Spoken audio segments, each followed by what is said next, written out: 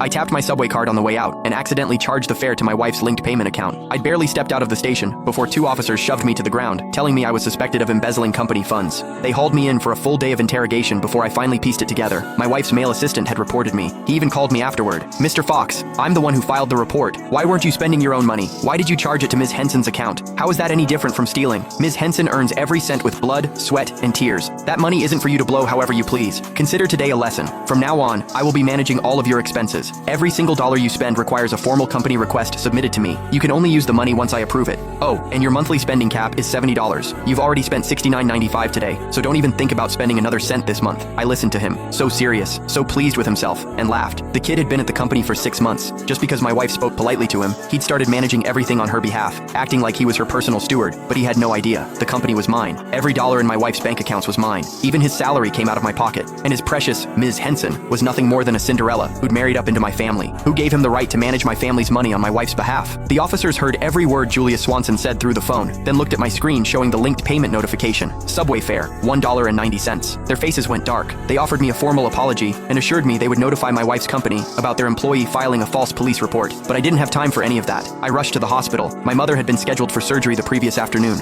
She needed my signature. I never expected to get dragged away the second I stepped off the subway. A full day and night lost. I didn't dare imagine how much her condition might have deteriorated. I burst through the hospital doors and nearly collided with the doctors, who grabbed me by the arms. "Hurry, Mr. Fox, sign now so we can prep for surgery." I signed as fast as my hand could move, then ran to the billing counter. I handed over every bank card in my wallet. The nurse slid them all back across the counter. "Mr. Fox, there's nothing in any of these accounts." My blood went cold. "That's impossible. These cards have tens of millions between them at the very least. How can there be nothing left?" Julia Swanson's words from earlier flashed through my mind, and it hit me. He must have transferred every last cent out of my accounts. I pulled out my phone and called my wife. A few rings, then the line connected. "Honey, But instead of her voice, Julia Swanson's impatient tone cut through the speaker. "Mr. Fox, are you serious right now? Give it a rest. So your spending got restricted. Is that really worth running to tattle about? Let me save you the trouble. Complaining won't change anything. Ms. Henson personally told me to rein you in." I swallowed the anger clawing up my throat. There was no time to argue with him. I got straight to the point. "I'm at the hospital. I need money. Transfer my funds back. Now. Or put my wife on the phone. I need to speak with her." His voice came back through the line, dripping with self-importance. "Ms. Henson is busy. She doesn't have time for your little problems. She's given me full authority to handle this. You need money? Sure. Do what I told you. Submit a formal company request.